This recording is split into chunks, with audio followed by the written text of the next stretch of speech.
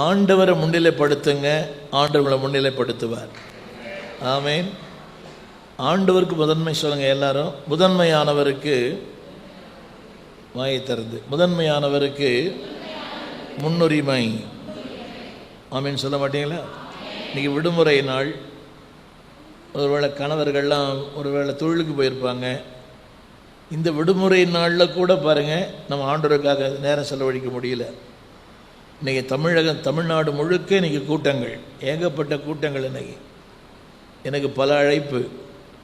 ஆனாலும் இந்த இடத்துல வர ஆண்டவர் முன்குறித்தார் என வந்திருக்கிறேன். ஆமீன் சொல்ல மாட்டீங்களா? எனவே நான் அடிக்கடி சொல்லுவேன், இந்த ஞாயிற்றுக்கிழமை காலையில் வர்றவங்கெல்லாம் பார்வையாளர்கள், ஜபத்துக்கு வர்றவங்க தான் பங்குதாரர்கள். தமிழ் புரியுதா? ஞாயிற்றுக்கிழமை வர்றவங்கெல்லாம் கிரிக்கெட் பார்க்க வர்றவங்க. இந்த ஜபத்துக்கு வர்றவங்க தான் கிரிக்கெட் ஆட வர்றது. எது கஷ்டம்? கிரிக்கெட் பார்க்குறதா கிரிக்கெட் ஆடுறதா? என்னங்க? பார்க்குறவங்க நிறைய கமெண்ட்ஸ் கொடுப்பாங்க. ஒரு சின்ன கேள்வி கேட்குறேன். இந்த ஆலயத்தில் ஜபத்துக்கு வருகிறவர்கள் எழுந்த நிலங்களேன். ஜபத்திற்கு வருகிறவர்கள் மட்டும், ஞாயிற்றுக்கிழமை காலையில் இல்லை, இந்த ஆலய ஜபத்திற்கு வருகிறவர்கள் மட்டும் எழுந்து இல்லைங்க. கை உயர்த்தினா கூட போகிறோம். எழுந்து இல்லைங்களேன். ஆலயத்தில் ஜபத்திற்கு வருகிறவர்கள் எழுந்து இல்லைங்களேன். நில்லுங்கன்னு சொன்னேன். அப்படிங்களே? ஆண்கள் கூட பரவாயில்லையே, நீங்கள் தான் என் சபையின் தூண்கள். ஞாயிற்றுக்கிழமை காலையில் வரவங்கெல்லாம் பார்வையாளர்கள். அம்மா ஏன் உட்காந்துட்டீங்க? நில்லுங்கம்மா, உங்களுக்காக ஜோம் பண்ணுறேன். ஞாயிற்றுக்கிழமை காலையில் வரவங்கெல்லாம் பார்வையாளர்கள். சொல்லுங்கள் எல்லாரும், சத்தமாக சொல்லுங்கள். நான் இந்த சபையின் பார்வையாளர் அல்ல, நான் பங்குதாரர்.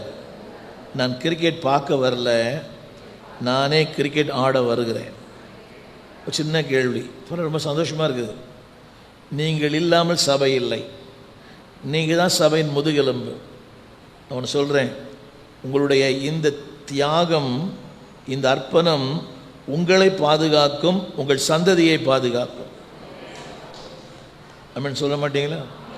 உங்கள் பிள்ளைகளுக்கு நீங்கள் சேர்த்து வைக்கிற சொத்து இதுதான். நிற்கிற நீங்கள் எல்லாரும் ஒரு வசனத்தை படிங்க. 32ஆம் சங்கீதம் 6ஆம் வசனம். 32ஆம் சங்கீதம் 6ஆம் வசனம். ஸ்கிரீனில் போடுவீங்களா? 32ஆம் சங்கீதம் கொஞ்சம் பெருசாக போடுங்களேன். சொல்லுங்கள். சகாயம் கிடைக்கும் காலத்தில், சத்தமாக சொல்லுங்கள், பக்தி உள்ளவன் எவனும் உம்மை நோக்கி விண்ணப்பம் செய்வான். அப்பொழுது மிகுந்த ஜலப்பிரவாகம் வந்தாலும் அது அவனை அணுகாது. சுனாமியினுடைய தமிழாக்கம் தான் ஜலப்பிரவாகம். சுனாமிக்கு நமக்கு இப்போ தான் தெரியும். ஆனால் பைபிளில் இந்த வார்த்தை இதான் சுனாமி என்ற இந்த வடமொழி வார்த்தை தான் ஜலப்பிரவாகம். இங்கிலீஷில் இல்லை சொல்லுங்கள். சகாயம் கிடைக்கும் காலம். சத்தமாக.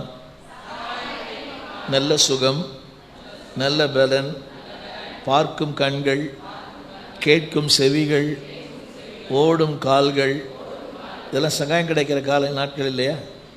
ஆமீன் சொல்ல மாட்டீங்களா? இந்த பலன் இன்னும் கொஞ்ச நாள் பொறுத்து இருக்காது. எனக்கு 10 அடைப்பு இருக்குது, 5 பைபாஸ் பண்ணிக்கிறேன். நம்புறீங்களா? ஸோ 10 அடைப்பு, 5 வெயின்ஸ் போட்டுருக்குது உள்ள. நான் சொல்ல இந்த கருத்து என்னென்னா, சொல்லுங்கள். சகாயம் கிடைக்கும் காலம். சத்தமாக. நல்ல வாய்ப்பு, நல்ல சுகம், நல்ல நேரம், இதெல்லாம் என்னது? ஆமீன். பக்தி உள்ளவன் எவனும் உம்மை நோக்கி விண்ணப்பம் செய்வான்.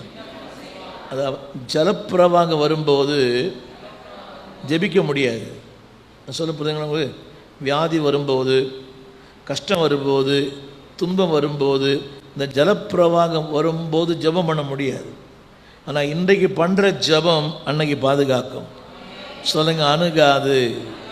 சத்தமாக. வரும், ஆனால் வராது. புரியவே இல்லை. ஜலப்பிரவாகம் வரும், ஆனால் என்னை ஒருத்தர் பார்த்து கேட்டார், உட்காருங்க, என்னை ஒருத்தர் பார்த்து கேட்டார், வாதி உன் கூட தனகாதுன்னு பாட்டு பாடுறிய, உனக்கு ஏன் வியாதி வந்துச்சுன்னு கேட்டார். நான் ஏறக்குறைய 3 மாதங்கள் படுத்த படுக்கையில் இருந்தேன். என்னுடைய இந்த பைபாஸ் சர்ஜரி ஆன உடனே, ரொம்ப மேஜர் பைபாஸ் அது, 10 அடைப்பு உள்ள 5 வெயின்ஸ் போட்டிருக்குது. என்னுடைய காலில் இருந்து ஏதாவது உடல் முழுக்க நரம்பில் எடுத்து 5 குழா உள்ளே போட்டிருக்கிறாங்க. என்னை பார்த்து ஒருத்தர் கேட்டார், நான் அந்த அப்போலோ மருத்துவமனையில், அவர் ஒரு பாதி கிறிஸ்தவர், அவர் என்னை பார்த்து கேட்டார், வாதி உன் கூடாரத்தை அணுகாதுன்னு பாட்டு பாடுறீங்களே, அந்த நர்ஸுங்கெல்லாம் பாஸ்டர்னுவாங்க.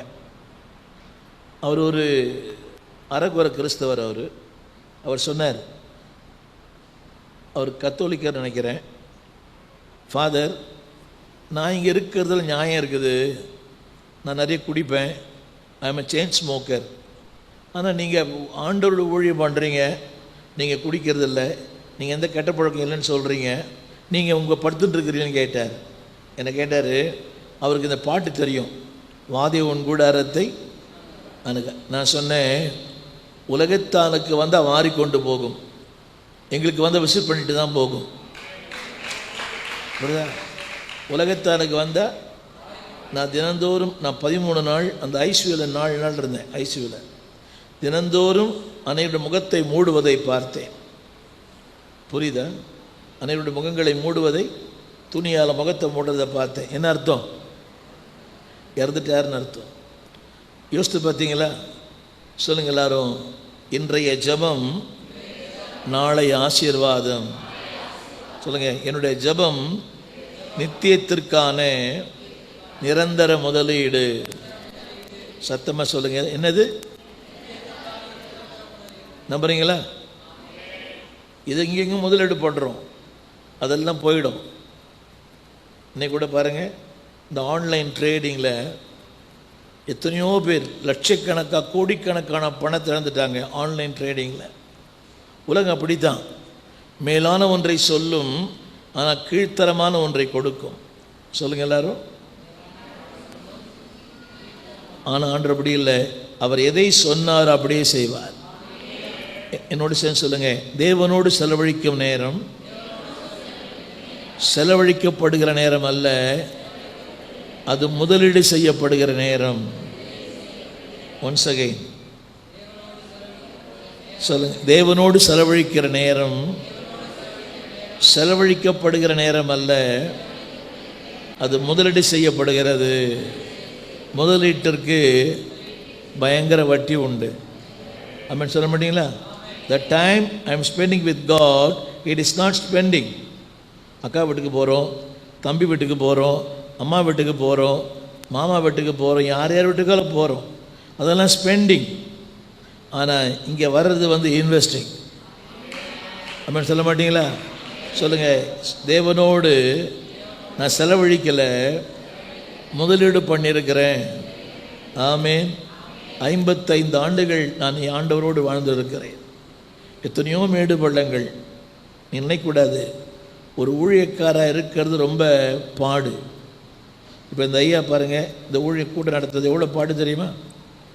என்னைக்கு இந்த கூட்டம் நடத்தணும் அவர் தீர்மானித்தாரோ அன்னிலேருந்து அவருக்கு போராட்டம் வந்திருக்கும். உள்ளான போராட்டம், வெளியான போராட்டம். ஒன்று சரீரத்தில் இருக்கும், இன்னும் ஆவியில் இருக்கும், இல்லை குடும்பத்தில் இருக்கும், இன்னும் சபைக்குள்ளே இருக்கும். ஐயாவுக்கு இன்னொன்று சொல்லிடுறேன், இந்த கூட்டம் முடிஞ்ச பிறகு போராட்டம் வரும். என்னடி பார்க்குறீங்க? ஊழியம் என்பது ஒரு குத்து சண்டை மாதிரி, பாக்ஸிங் மாதிரி. அவனை 2 குத்து குத்துனா திருப்பி அவன் ஒரு குத்து குத்துவான். உங்களுக்கு தெரியாது.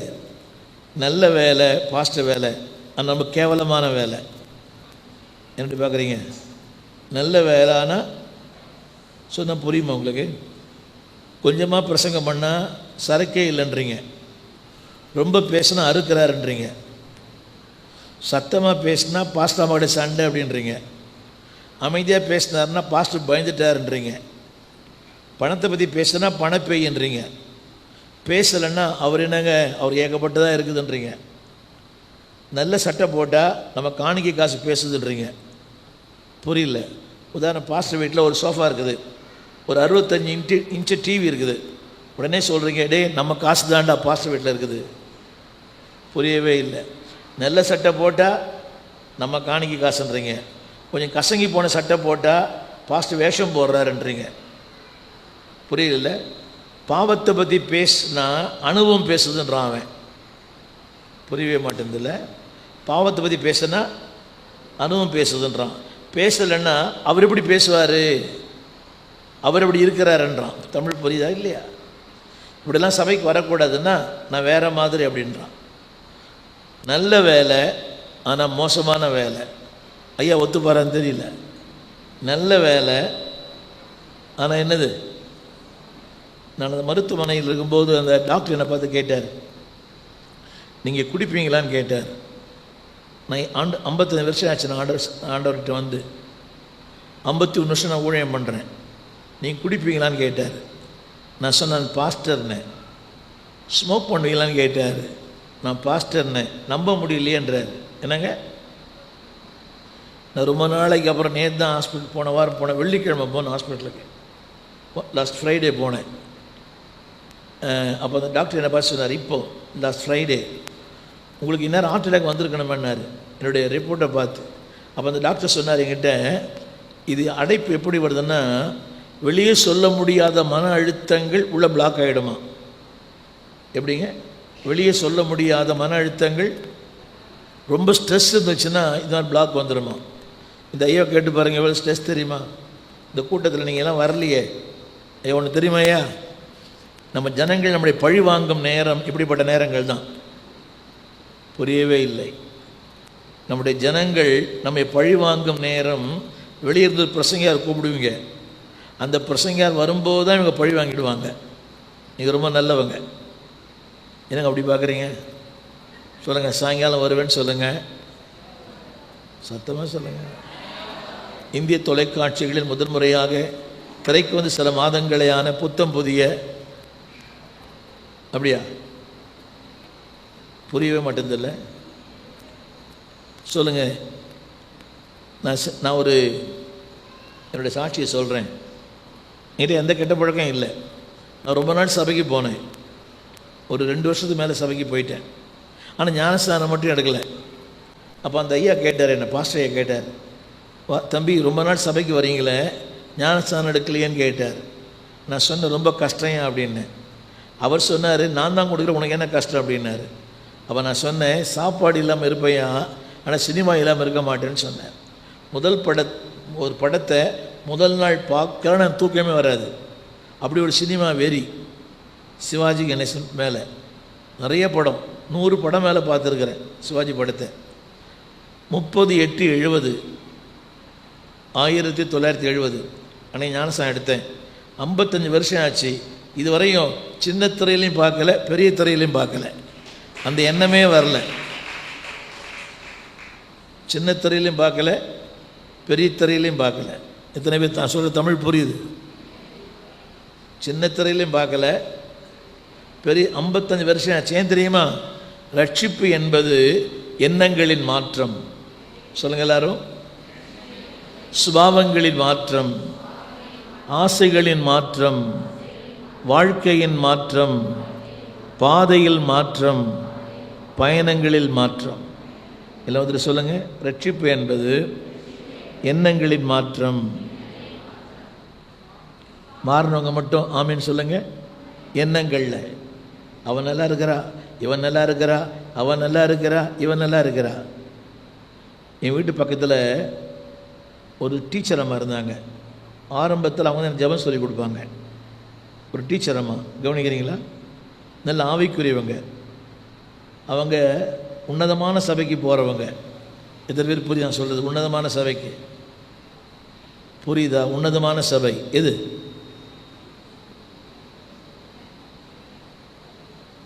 சியோனுக்கு போகிறவங்க அவங்க. அந்த அம்மா இப்படி ஜெபம் பண்ணுவாங்க. ஆண்டவரே, அவ புருஷனோடு போகிறான், என் புருஷனை விட்டுட்டு எங்கேயோ போயிட்டான், அவன் எங்கே இருந்தாலும் காலை உடைச்சி கையை உடைச்சி கொண்டு வாங்க ஆண்டவரேன்னு.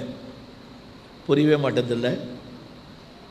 அவள் புருஷனோட போகிறான், என் புருஷன் எங்கே விட்டு போயிட்டான் என்ன, அவன் எங்கே இருந்தாலும் எங்கே கொண்டுங்க காலை உடைச்சி அப்புறம் அவனுக்கு யார் பெட் ஃபேன்லாம் எடுக்கிறது நினைக்கிறேன். இதனால தான் ஓடி போயிட்டான் போல அந்த ஆள். புரியவே மாட்டேங்குது. நல்ல கவனிங்க. நம்ம என்ன ஜபம், அதாவது நம்ம என்ன ஜபம் இன்னும் எதுவும் மாறல.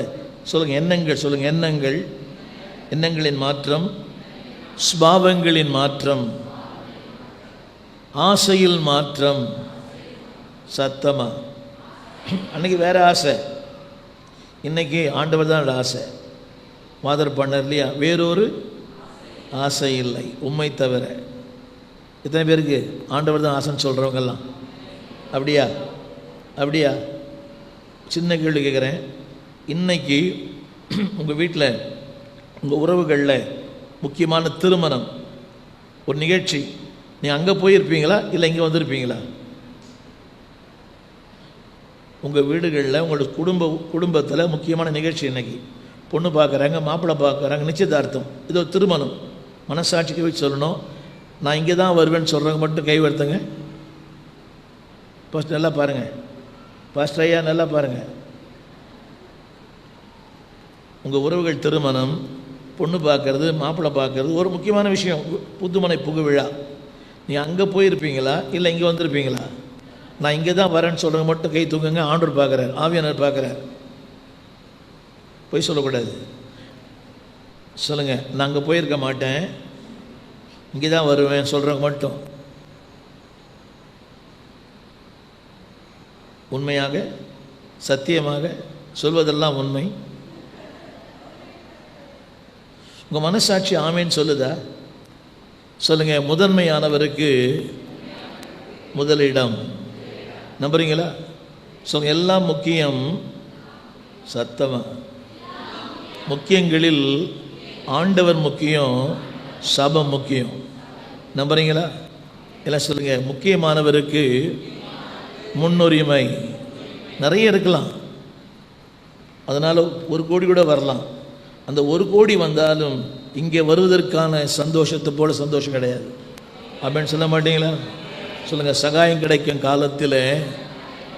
ஆமாம், இன்றைக்கி இருக்கிற சுகம் நாளைக்கு இருக்குமான்னு தெரியாது. நேற்று நான் இங்கே வரத்துக்கு முன்னால் ஒரு அடக்க ஆராதனை முடிச்சுட்டு தான் இங்கே வந்தேன். ஒரு அடக்க ஆராதனை வந்துட்டு திரும்ப சென்னைக்கு போயிட்டு திரும்பி இங்கே வந்திருக்கிறேன்.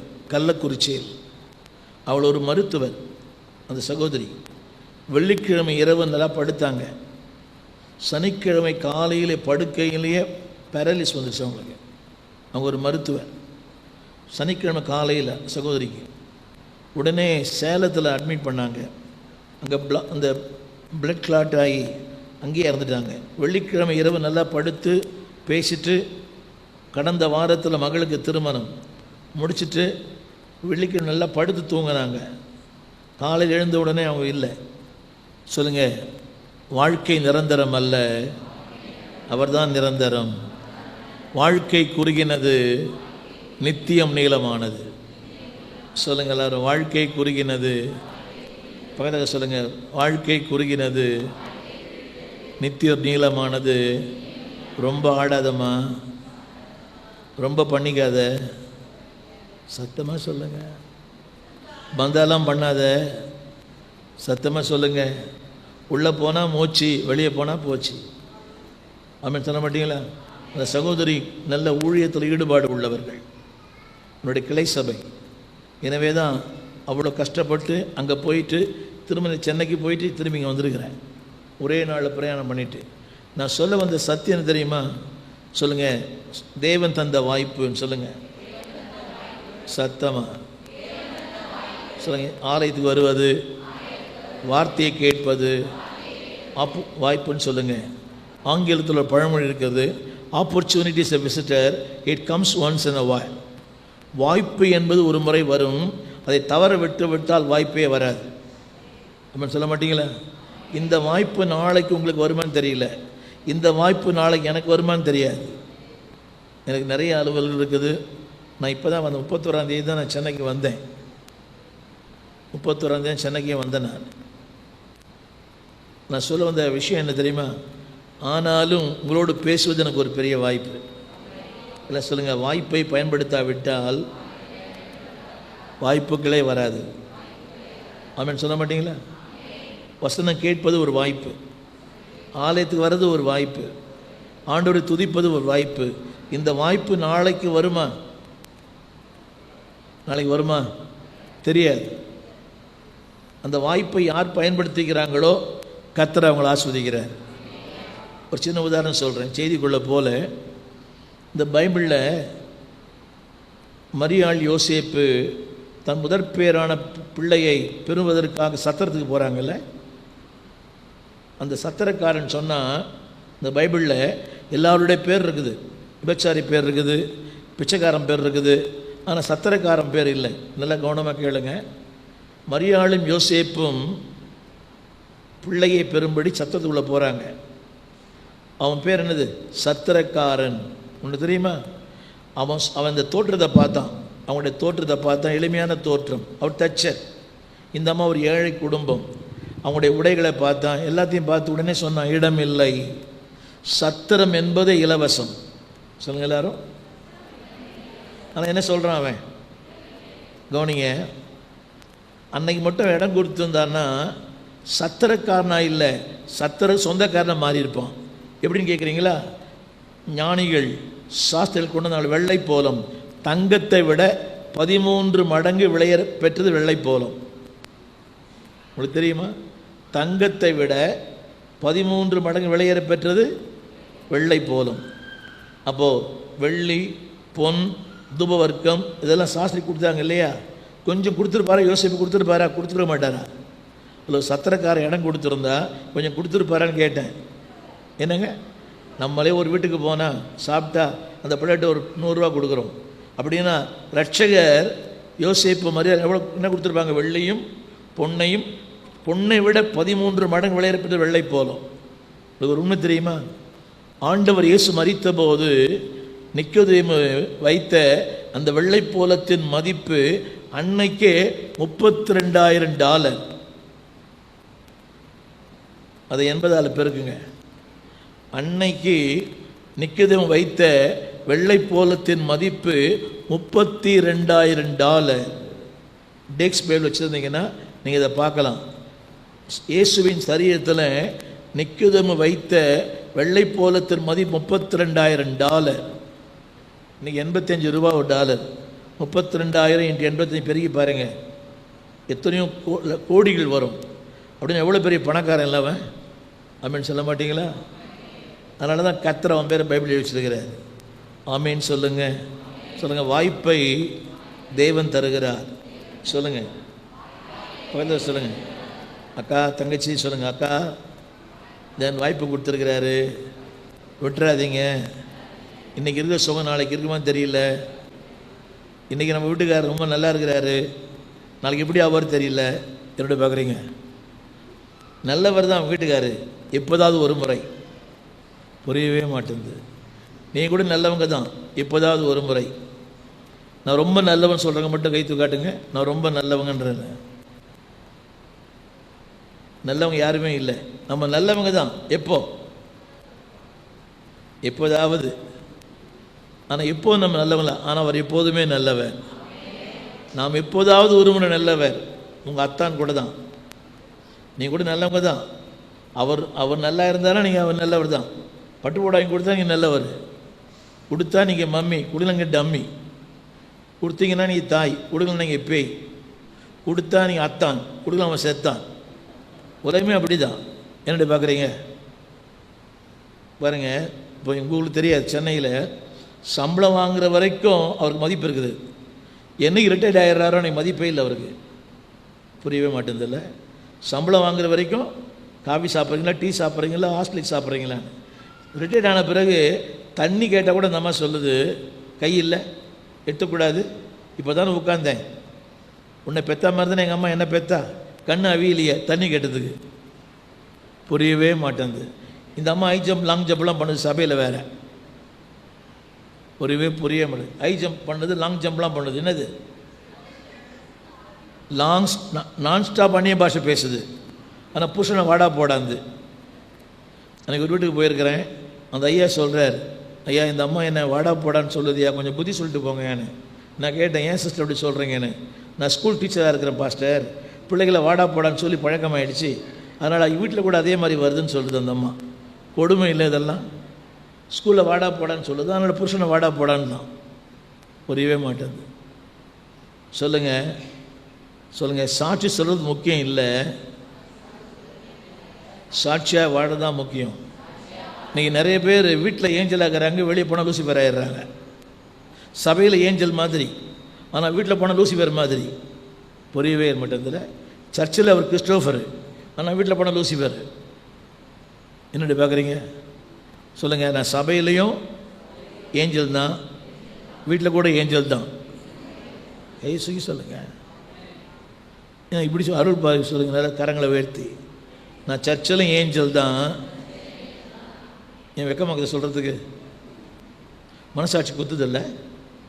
சொல்லுங்கள், கத்துறதுக்கு கிருபை தருவேன். சொல்லுங்கள், நான் சபையிலும் ஏஞ்சல் தான், வீட்டில் கூட ஏஞ்சல் தான். வேணா வந்து கேளுங்க, உங்கள் கதை அங்கே தான் தெரியும். புரியவே மாட்டேந்தில்ல. சமீபத்தில் ஒரு வீட்டு விசிட்டிங் போயிருக்கிறேன். அப்போ தான் உள்ளே நுழைகிறேன் நான். புருஷ மனைவி சண்டை. இந்த அம்மா ஒழுங்காக சாப்பாடெலாம் செய்யாது. எப்போ பார்த்தாலும் அங்கே ஜபம் இங்கே ஜபம் இங்கே ஜபம்னு போயிடும். அந்த ஆள் உள்ளே போகிறேன். அந்த ஆள் சொல்கிறார், அவன் வரட்டுண்டி 4 வார்த்தை நறுக்குன்னு கேட்குறேன்றாரு அந்த ஆள். அவன் வரட்டும் 4 வார்த்தை நறுக்குன்னு கேட்குறேன்னு. நான் உள்ளே போகிறேன். அந்த அம்மா சொல்லுது, 100 ஆயுசு பாஸ்டர் இருந்து உங்களுக்கு. புரியவே இல்லை.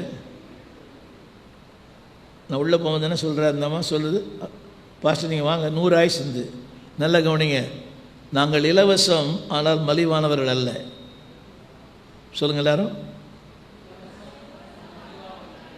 உள்ளே போனோம்னா அந்த அம்மா என்ன சொல்லுது, எனக்கு 100 ஆயுசாம். அவன் என்ன இருந்தாலும் என்ன சொல்கிறான், அவன் வரட்டும். ஏவன் அவன் வரட்டும் 4 வார்த்தை நறுக்குன்னு கேட்குறேன்னு. யாரால தான் இந்த இந்த சாட்சி எங்களுக்கெல்லாம் புரியுது உங்களுக்கு? சொல்லுங்கள், எல்லாம் கரங்களை சொல்லுங்கள். நம்பர் 1, நல்ல பெண்ணாக இருப்பேன், நல்ல மனைவியாக இருப்பேன், நல்ல தாயாக இருப்பேன், நல்ல கிறிஸ்தவளாக இருப்பேன். முதல்ல சொல்லுங்கள், நல்ல, 2வது, 3வது பேயாக இருப்பேன், சத்தமாக 4வது நல்ல மாமியாராக இருப்பேன். புரியவே இல்லைல்ல. நல்ல ஒரு சின்ன கேள்வி, சேர்ந்து வந்திருக்கிற மாமியார் மருமகள் இல்லைங்க பார்க்கலாம்.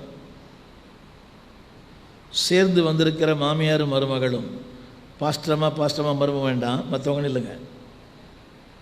சேர்ந்து வந்திருக்கிற மாமியார் நில்லுங்களா? என்ன நீங்கள் 2 பேரும் மாமியார் மருமகளா? மாமியார் இங்கே மருமகள் அங்கே, அப்படியா?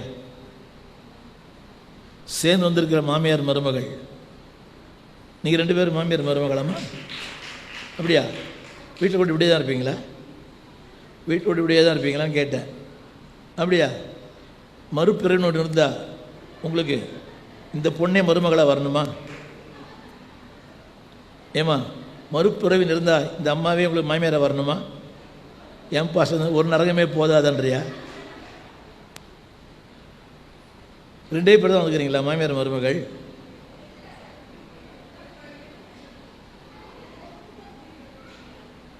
மாமியார் அங்கே மருமகள் எங்கேவா? என்னங்க மருமகள் அல்ல, ஆங்கிலத்தில் டாக்டர் இன்லான்ற வார்த்தை இல்லை, டாக்டர் இன் லவ் தான் அது. எப்படிங்க? அது காலப்போக்கில் டாக்டர் இன்லான்னு மாறிடுச்சு. அதான் ஒரிஜினல் இங்கிலீஷ். டாக்டர் இன்லாம் கிடையாது. டாக்டர் இன்லான்னு சொன்னால் சட்டத்தை ஏற்றுபவள்னு அர்த்தம். அவன் சொல்ல மாட்டீங்களா? மாமியார் மருமகளா 2 பேரும்? பாஸ்டர் மருமக கிடையாதுல்ல? ரைட், அவங்க வேற. Okay, right. சொல்லுங்கள், நானும் என் மருமகளும் ரூத்தும் நகோமி மாதிரி. அந்த அம்மா சொல்லுது, என்னவோ நீங்கள் சொல்கிறீங்க, நானும் சொல்லிட்டு போகிறேன் அப்படின்னு.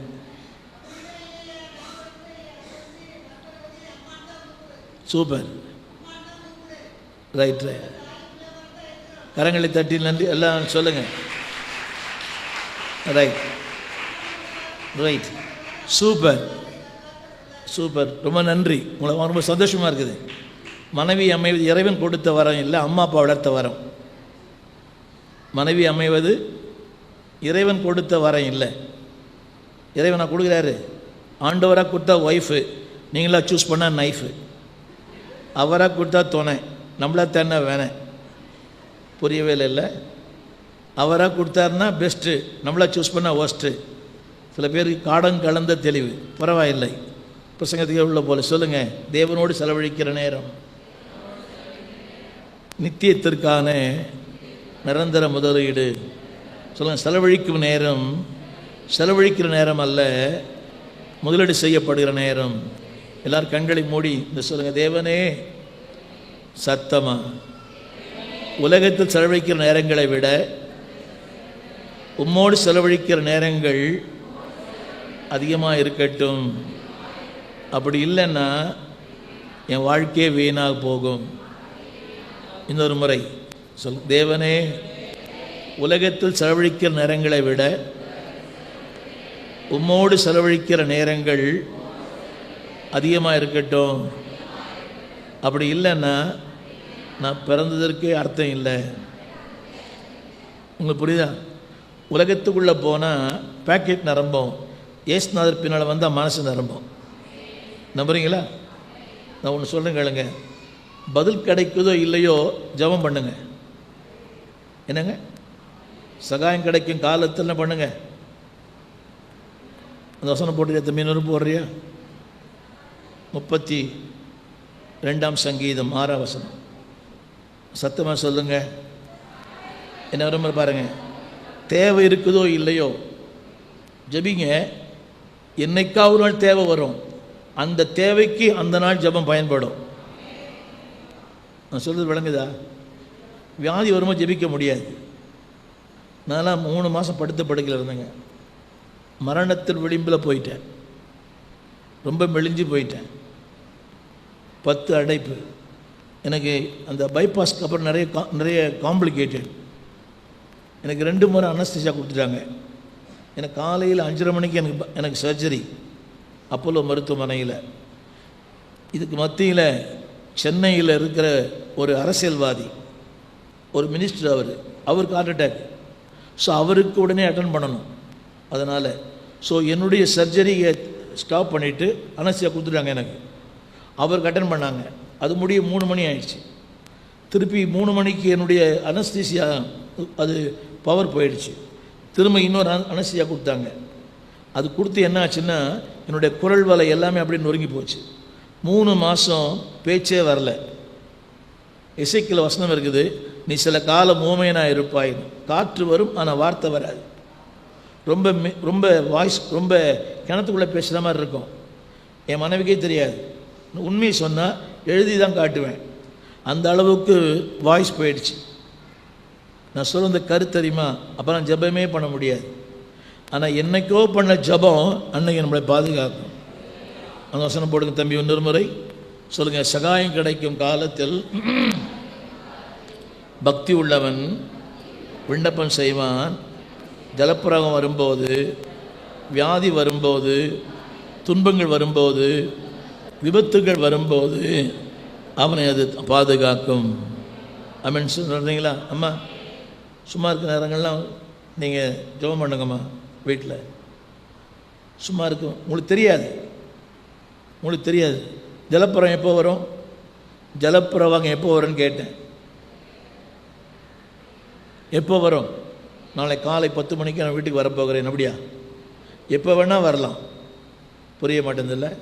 இப்போ வீட்டுக்கு போயிருப்பீங்கள, இப்போ போகிறீங்கள, வேறு மாதிரி வரலாம். உங்கள் வீட்டுக்காரர் கேட்கலாம், ஏண்டி இன்னும் லீவு நாளில் கூட வீட்டில் இருக்க மாட்டியா?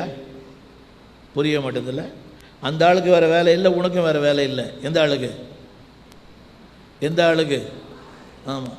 இதில் வேறு அவர் சொல்கிறார், அந்த புண்ணியவான் உங்களை வச்சு அவன் பிழைக்கிறான். ஏவன் நீங்கள் பெரிய அம்பானி, நாங்கள் உழைச்சி நாங்கள் பிழைக்கிறோம். புரியவே மாட்டேங்குதில்ல. சொல்லுங்க. அணுகாது. சத்தமாக. ஜலப்பிரவாகம் எப்போ வரும்? எப்போ வரும்னு கேட்டேன். இந்த பிள்ளைகளுக்கு பரீட்சை வந்தால் ஜலப்பிரவாகம் தான். புரியல? சில பேருக்கு மாத கடைசியே ஜலப்பிரவாகம் தான். ஜலப்போரம் பல கோணங்களில் வரும்.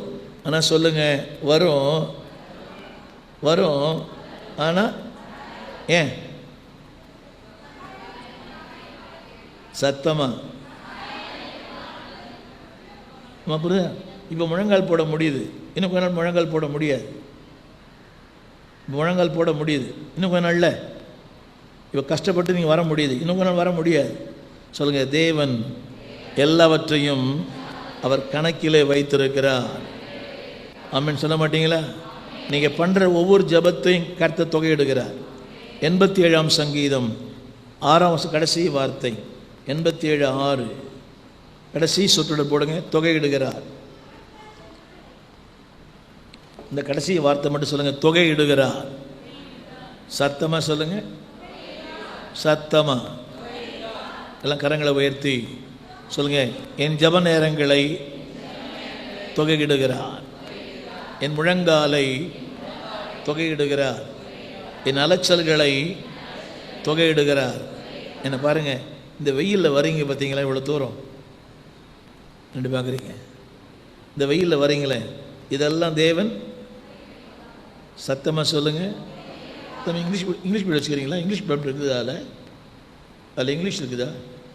ஆங்கிலத்தில் காட் ரெக்கார்ட் அண்ட் காட் ரெஜிஸ்டர்னு போட்டிருக்குது. நீங்கள் பண்ணுற எல்லாமே அவர் ரெக்கார்ட் பண்ணியிருக்கிறாராம். சொல்லுங்கள், தொகையிடுகிறார். ஆமேன். ரொம்ப சந்தோஷமாக அது உங்களோட பேசுறதில். சொல்லுங்கள், இதுதான் வாழ்க்கையின் முக்கியம். சொல்லுங்கள், இது சொல்லுங்கள், ஜெபம், தேவனோடு பழகிற அந்த உறவு. ஆமேன். இன்னைக்கு தொடர்ந்து யோபின் புஸ்தகம் 22ஆம் அதிகாரம் 21ஆம் வசனம். யோபு 22, 21 என்னோடு சேர்ந்து எல்லாரும்.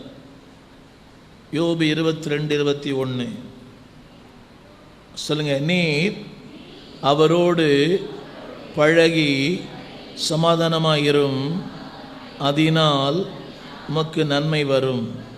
இந்த சொல்லுங்க, நீர் அவரோடு. எல்லாரும் வருங்க.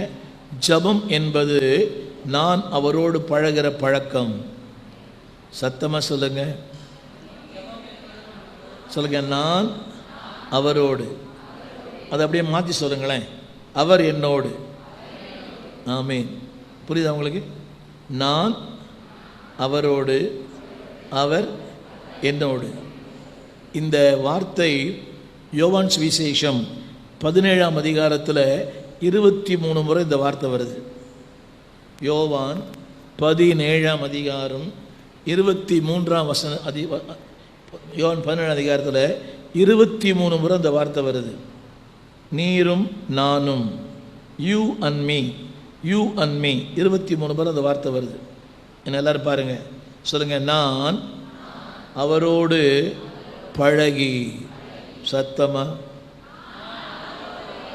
சத்தம். ஜபம் என்பது, கவனிங்க, மனப்பாடமாக ஒப்புவிக்கிறது அல்ல.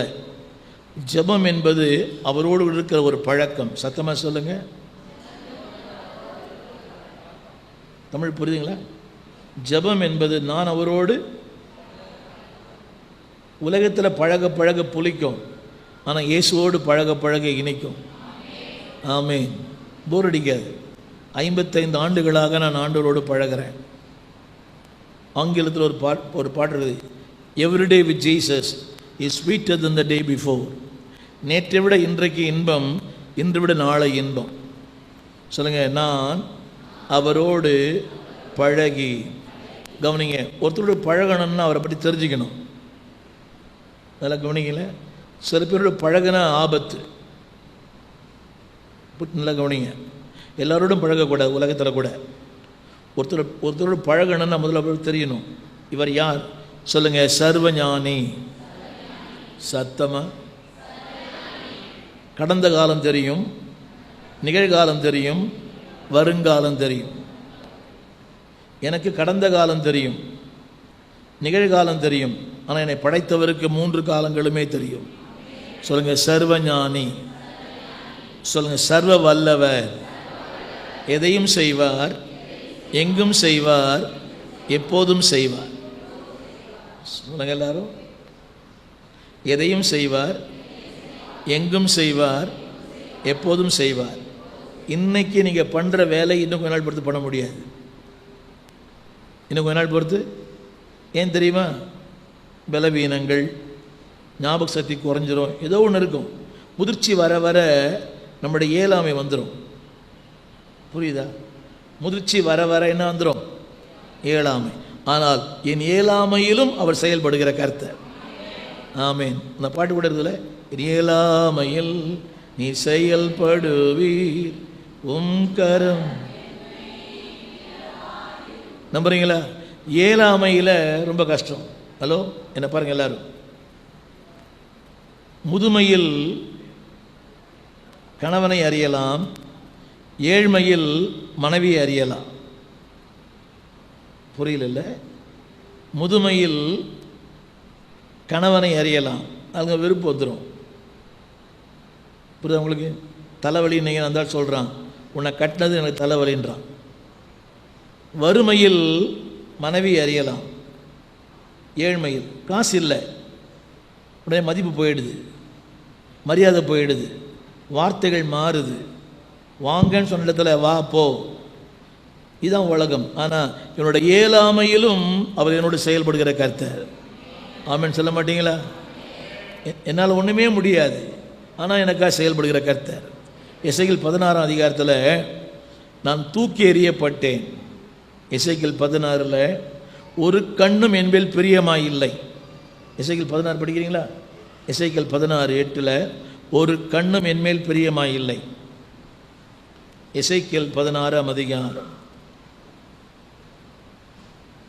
நான் பிறந்த நாளில் அருவருக்கப்பட்டதினாலே நான் தூக்கி எறியப்பட்டேன். எசேக்கியேல் 16 படிக்கிறீங்களா? நான் பிறந்த நாளில் அருவருக்கப்பட்டதினாலே. எசேக்கியேல் 16 அதிகாரம் கவனிங்க எல்லாரும். எசேக்கியேல் 16 4ஆம் வசனம். எசேக்கியேல் 16 4 5.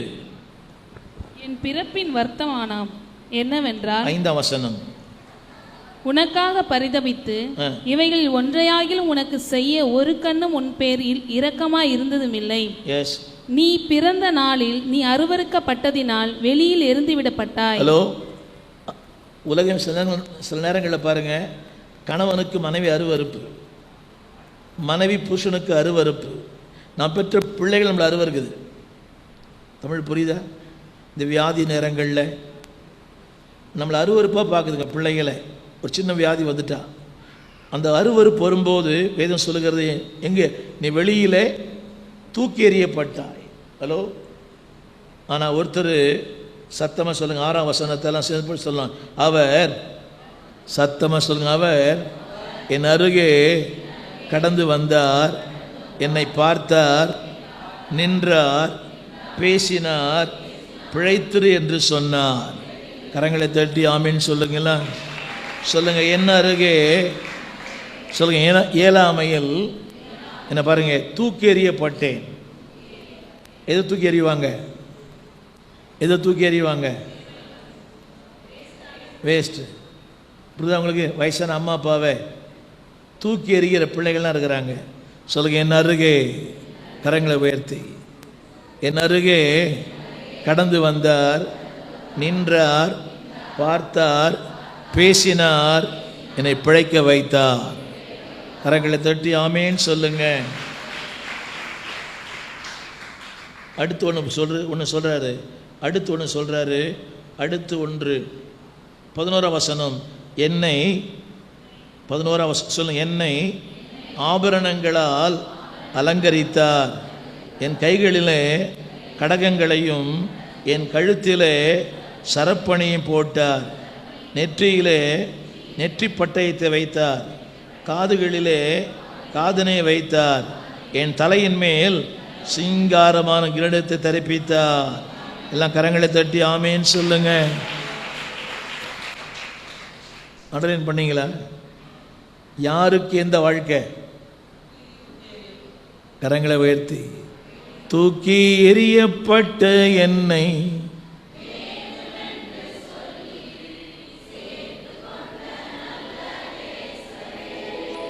நம்புறீங்களா?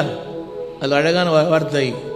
என்னை கவனிங்க, சொல்லுங்க. என் தலையின் மேல் 11ஆம் வசனம் சொல்லுங்க. என் 12 சொல்லுங்க. என் தலையின் மேல் எல்லாம் தலைமையில சொல்லுங்க. என் தலையின் மேல் சிங்காரமான கிரீடம். ஒன்ஸ் அகைன் சொல்லுங்க. என் தலையின் மேல் உலகமே என்னை மிதிச்சுது, உலகமே என்னை வேணான்னு சொல்லிச்சு, ஆனால் என்ன தலையில் தூக்கி வச்சு கொண்டாடுற. அவன் சொல்ல மாட்டீங்களா? யாராவது செய்வாங்களா? ஐயா, உலகமே தூக்கி போடுது சொல்லுங்க. சொல்கிறேன் இல்லை, ரொம்ப தலையில் தூக்கி வச்சு கொண்டாடுற உங்கள் தங்கச்சியை கேட்டிங்களா? உங்கள் வீட்டுக்கார என்னுடைய சொன்னீங்களே, உங்கள் தம்பியை ரொம்ப தலையில் தூக்கி வச்சு கொண்டாடினேன், உங்கள் தங்கச்சியை கொண்டாடினேன், உங்கள் அக்காவை கொண்டாடினேன், தூக்கி போட்ட பார்த்தியா? ஆனால் இவர் தூக்கி விடவே போட மாட்டார். சொல்லுங்கள். தலையில் வைத்து கரங்களை வைத்து சொல்லுங்கள். அந்த வசனம் படிங்களா? 12 சொல்லுங்க. தலையிலே சிங்காரமான கிரீடத்தை எனக்கு தரிப்பித்தார். கரங்களை தட்டி ஆமென் சொல்றீங்களா? இவர்தான் இயேசு, இவர்தான் இயேசு. ஆமென் சொல்ல மாட்டீங்களா? சொல்லுங்க எல்லாம். இந்த யோபு சொல்லுங்க. நீர் அவரோடு பழகி. தேவன் என்ன தெரியுமா? தேவன் யார் சொல்லுங்க? சர்வஞானி. அவருக்கு எல்லாமே தெரியும். என்ன பாருங்கம்மா, நாளைய தேவையை இன்னைக்கு அவர் அறிவார். எல்லாம் சொல்லுங்க. மத்தேயு 6:8 படிங்க. மத்தேயு 6:8. அவர்களைப் போல நீங்கள் செய்யாதிருங்கள். உங்கள் பிதாவை நோக்கி நீங்கள் வேண்டிக் கொள்கிறதற்கு முன்னமே உங்களுக்கு. ஒரு நிமிஷம் என்ன சொல்லுங்க. வேண்டி, அதாவது இன்னது தேவை என்று முன்னமே அறிந்திருக்கிறார். என்ன சொல்லுங்க. இன்னது சத்தமா, அந்த கடைசி வார்த்தை ஸ்கிரீனில் பாருங்களேன். இன்னது தேவை என்று முன்னமே அறிந்திருக்கிறார். கொஞ்சம் கவனிங்க, என்ன பாருங்க. தேவை எப்போ தெரியும்? சூப்பர், நீங்கள் டீச்சரா? தேவை எப்போ தெரியும்? குளிக்கும்போது தான் தெரியுது, சோப்பு இல்லை. காஃபி போடும்போது தான் தெரியுது, புரியுதா உங்களுக்கு? ப்ரஷ் பண்ணும்போது தான் தெரியுது பேஸ்ட் இல்லைன்னு. நமக்கு தேவை வரும்போது தான் தெரியும். என்ன சொல்லுங்கள். என் தேவை, அதாவது இன்னது சத்தமாக சொல்லுங்கள். என்ன பாருங்கள். இந்த வாலிப பிள்ளையுடைய தேவை உங்களுக்கு தெரியுமா? உங்கள் தேவை உங்கள் வீட்டுக்கார் தெரியாது, உங்கள் வீட்டுக்கார் தேவை உங்களுக்கு தெரியாது. தெரியுமா? தெரியுமா? உங்கள் தேவை அவருக்கு தெரியுமா? அது ஒரு மரமண்டை. ஆனால் வேதம் சொல்லுது, கவனிங்க. இன்னது எல்லாம் சொல்லுங்க அந்த வார்த்தையை. சத்தமா குறிப்பறிந்து செயல்படுகிறவர் கர்த்தர். இன்னது தேவை என்று எப்போ தெரியுமா அவருக்கு? எல்லாம் கரங்களை உயர்த்தி. மனுஷனுக்கு மொழி தெரியும், என்னை படைத்தவருக்கு உணர்ச்சிகளே தெரியும். Man understand the word, but God understand my feelings. சொல்லுங்க. மனுஷனுக்கு சொன்னதான் தெரியும், இவருக்கு சொல்லாமலே தெரியும். நம்ம என்ன ஒரு ஆமேன்னு சொல்லுங்களேன், சத்தமாக சொல்லுங்க. சொல்லுங்க. நீர் அவரோடு பழகிட்டா பதில் வருமோ வராதோ, சமாதானம் வந்துடும். ஒன்று தேவை, பதில் தேவை, சமாதானம் தேவையா? இப்போது ஒரு தேவைக்காக ஜெபம் பண்ணுறீங்க. நான் இன்னொன்று சொல்ல போகிறேன்.